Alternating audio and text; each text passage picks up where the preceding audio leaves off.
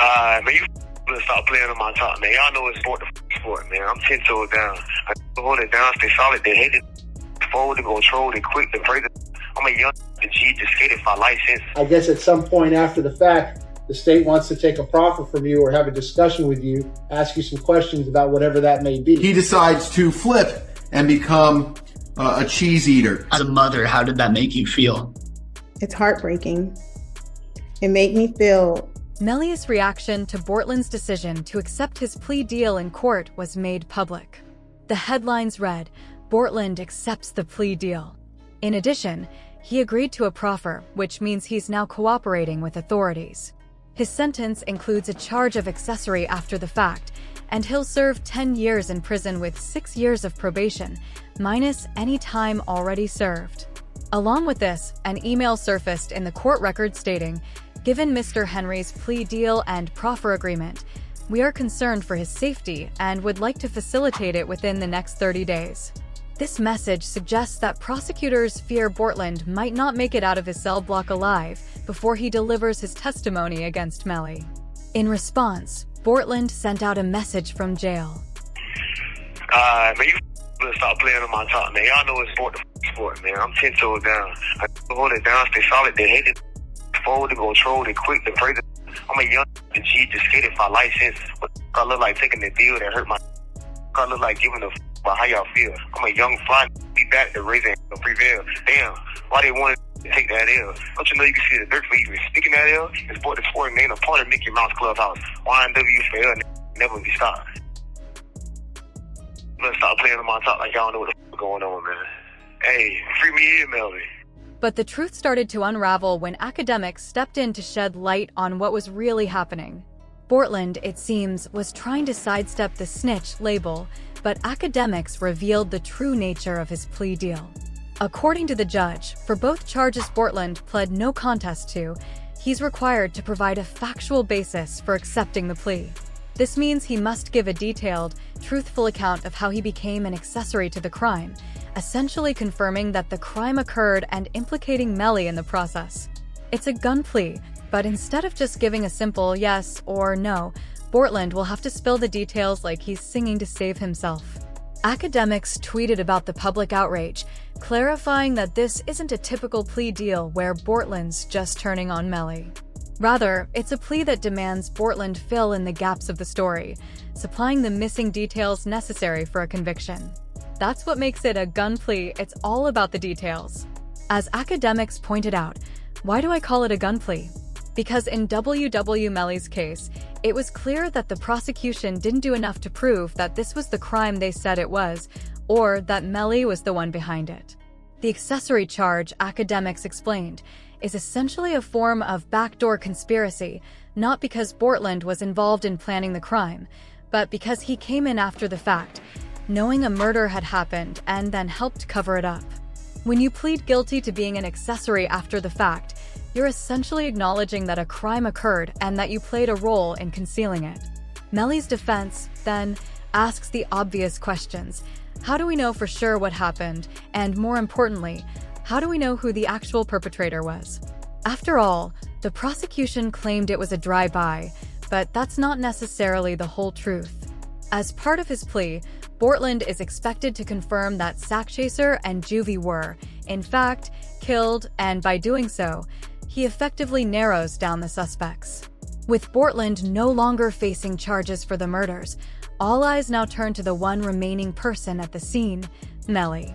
What truly shocked people, though, wasn't just the deal itself, it was the judge's reaction to it. In open court, even the judge admitted surprise, remarking, "I don't know how your lawyers pulled this off." That kind of comment isn't just rare, it speaks volumes. It suggests that the deal Bortland secured was far better than anyone expected, especially in a case with this level of severity.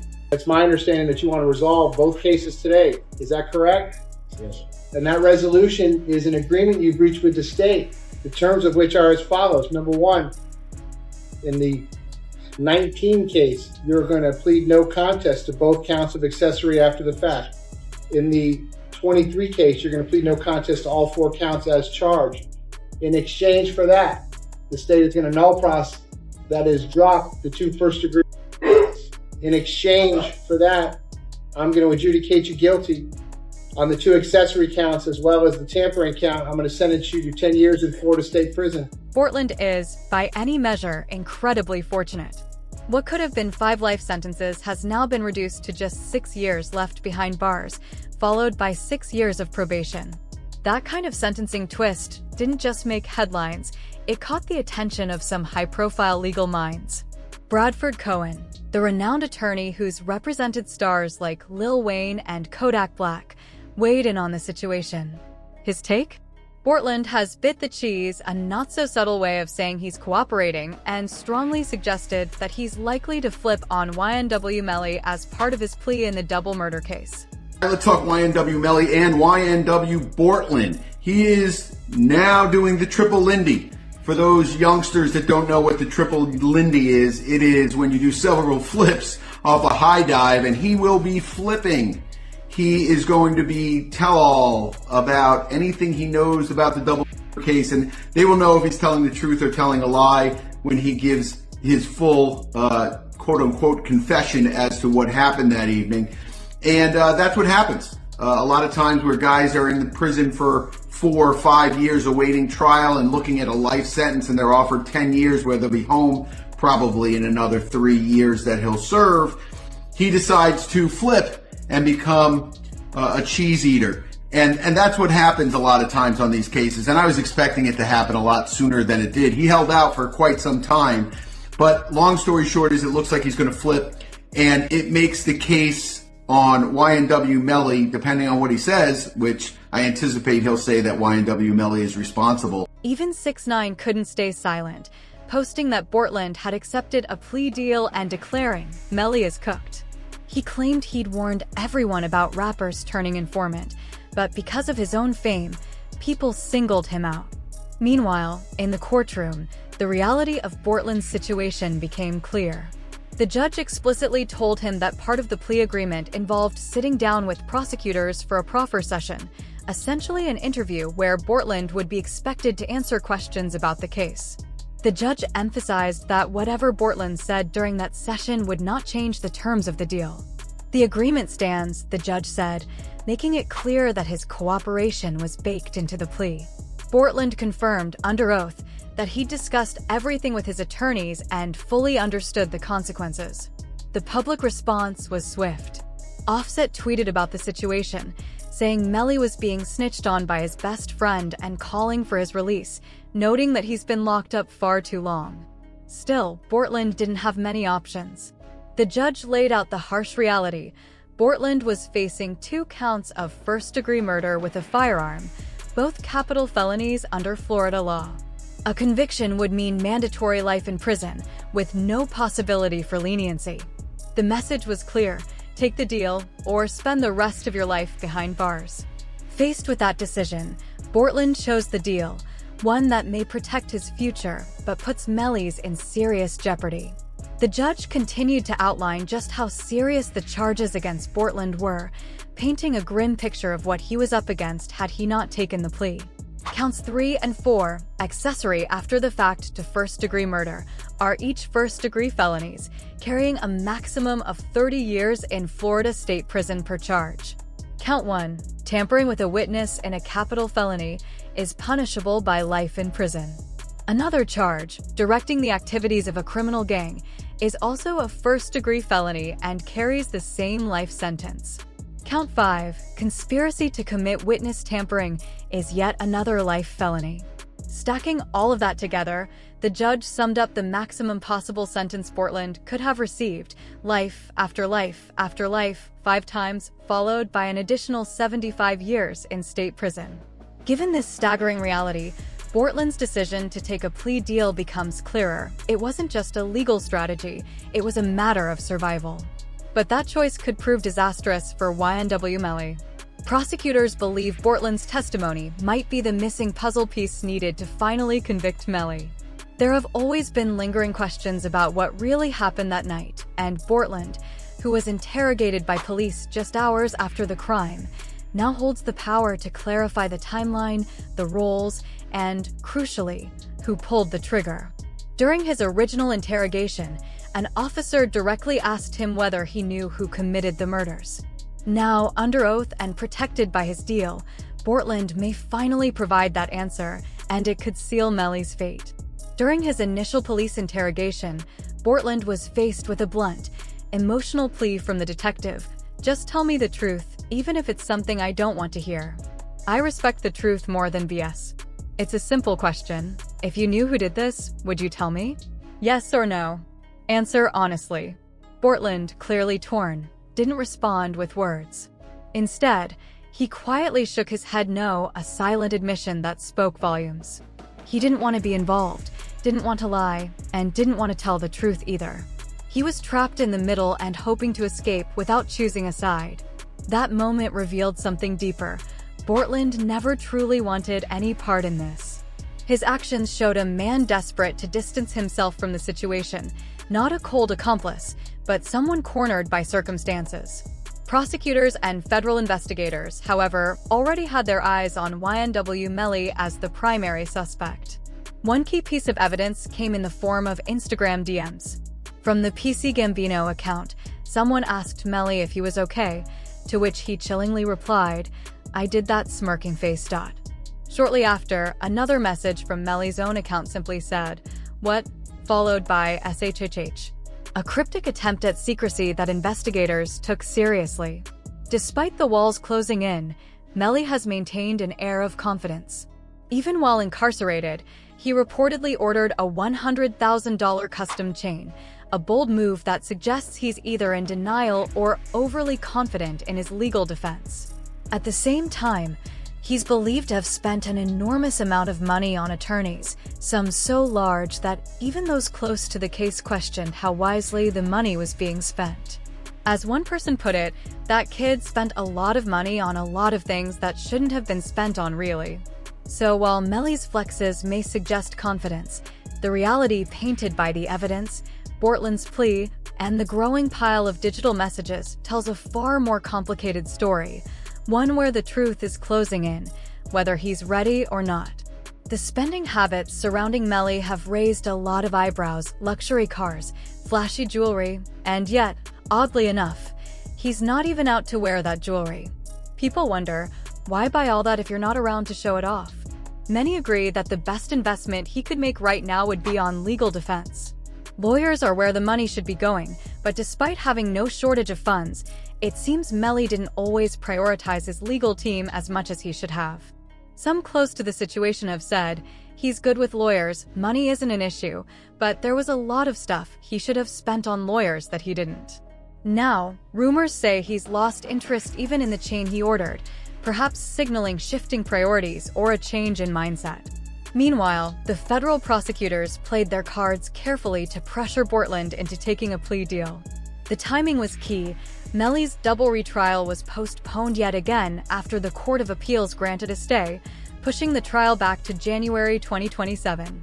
With the trial delayed, the court imposed a strict no communication order between Melly and Bortland: no talking, no lawyer consultations, just complete silence between the two. This move isolated Bortland from Melly and his team, cutting off any chance of convincing him to stay loyal. Faced with this isolation and the reality of serving a life sentence for a crime he didn't commit, Bortland saw the plea deal as the obvious choice. Adding to that, during Melly's first trial, his defense attorney attempted to shift blame onto Bortland, accusing him of lying about everything, turning former allies into adversaries. With this mounting pressure and betrayal, it became clear that Bortland's best option was to take the deal and move on. When Bortland showed up at Memorial Hospital, he wasn't found sitting in a waiting room or nearby. Instead, witnesses saw him in the driver's seat of a car riddled with bullets, carrying two bodies. His appearance raised immediate red flags: a fresh change of clothes, a different shirt, and most tellingly, powder residue on his hands, signaling that he had recently discharged a firearm. But when questioned, Bortland's story quickly unraveled. He lied about where the incident took place, how it unfolded, and even claimed he didn't have a phone, something contradicted by Miss Bradley's observation that everyone has a phone in their pocket, except Cortland Henry. Evidence pointed to Bortland being the last person with Sack Chaser and Juvie, as he was the one who drove them to the hospital after the shooting. The most damning detail was the firearm residue found on his hands. An investigator testified in court that Bortland's right hand contained 2 particles characteristic of gunshot residue, while his left hand had 1 particle each of characteristic and 2-component residue. Clear indicators he was present when the gun was fired. This moment was a turning point for Bortland. He began to realize the legal trap closing in on him and what Melly's defense was attempting. He tweeted, "Mind games don't work on people like me," accompanied by a handshake emoji, hinting that he was ready to cut a deal. His decision to accept a plea deal became even more understandable after he faced additional witness tampering charges, making cooperation not just an option, but a necessity for his future. YNW Melly's co-defendant, YNW Bortland, was booked into a Miami jail late Monday night on an outstanding warrant from Broward County for witness tampering. According to the warrant obtained by Law and Crime Network between April 10th and July 22nd, 2023, Bortland allegedly engaged in misleading behavior intended to influence a witness to withhold testimony. This alleged witness had been summoned for Melly's jury trial, which is crucial because jury selection began in mid-April and the trial itself ended in a mistrial on July 22nd, the very date the warrant accuses Bortland of tampering. What caught many people's attention, including legal analysts, was how careless Bortland was in this alleged misconduct. The warrant reportedly mentions that he had a notebook containing detailed descriptions and photos of jurors in his home, a move critics have called incredibly foolish. One commentator put it bluntly, "How do you have a notebook of jurors at your house? It's like keeping surveillance footage on your DVD player and wondering why the cops find it. Come on, bro." The sloppy nature of this alleged tampering has become a major talking point. Beyond the witness tampering allegations, Bortland is now expected to shed light on other key moments of the case, like why Fredo Bank picked up Melly on the side of the road just minutes after the crime occurred. It was reported that around 4:42 a.m., Melly sent a digital drop pin, a precise GPS location, to a friend named Frederick Given, who is also involved in the music industry. This detail could provide important context about Melly's movements and actions in the critical moments following the incident. After Melly asked to be picked up, Frederick Gibbons received another digital drop pin about 11 minutes later, showing Melly had moved just a few meters. These digital breadcrumbs, more than just phone calls, are proving to be crucial pieces of evidence, sometimes called digital leashes, tracking Melly's movements closely. To complicate matters further, prosecutors are pushing to introduce a street team motive as an aggravating factor in the case. If the judge agrees, this could significantly increase Melly's potential sentence. They argue Melly was linked to Young Thug, who is affiliated with the Red Street team, and that Melly himself displays gang signs like the 5-point star symbolizing YSL, his crew, and uses hashtags such as YNW for life. Photos and videos show Melly making gang hand signs, which are all publicly accessible and part of the investigation. Melly's reaction to this evidence was heated. He began arguing with his own lawyers, wanting the evidence admitted so his trial wouldn't be delayed, despite their advice against it. In court, Melly was heard saying, "I don't care. I'm not in a team. They can't prove that." His lawyers objected to admitting the evidence, but Melly insisted on proceeding.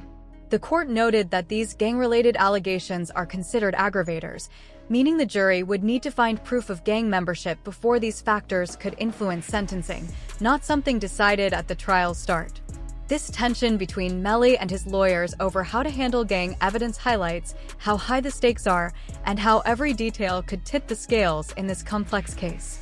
Melly faced an additional aggravating charge linked to committing further crimes, something the jury would have to specifically determine through an interrogatory. Adding to the complexity, a new witness emerged, a former O-Block member who claimed Melly sought advice from King Von about handling certain people. According to this witness, Melly didn't directly say what happened, but implied tension with 2 friends who, as the witness explained, were allegedly trying to extort him. When questioned why Melly stayed around these friends if that were true, the witness couldn't fully explain, suggesting complicated relationships at play. As if Melly's legal troubles with sack chaser and juvie weren't enough, he was also hit with witness tampering allegations. Federal authorities say Melly instructed his ex-girlfriend, Mariah Hamilton, to leave the country before his trial because he feared what she might reveal in court. Mariah left for 3 years, but recently returned to the U.S., only to be immediately arrested by U.S. Border Patrol agents at Miami International Airport. Despite having no prior arrest record, Mariah spent her first day in Broward County Jail. Court documents reveal that Mariah was ordered to testify in Melly's 2023 trial. Her release was contingent on her agreement not to leave the country again and to comply with all court orders, conditions likely intended to ensure her availability and cooperation throughout the legal process. Mariah was expected to testify in the upcoming Melly trial. Though she made it clear it wasn't something she wanted to do, she felt she had no choice. In a poignant message, she wrote, "Thank you to my village. I love y'all so much. God's plan, not mine."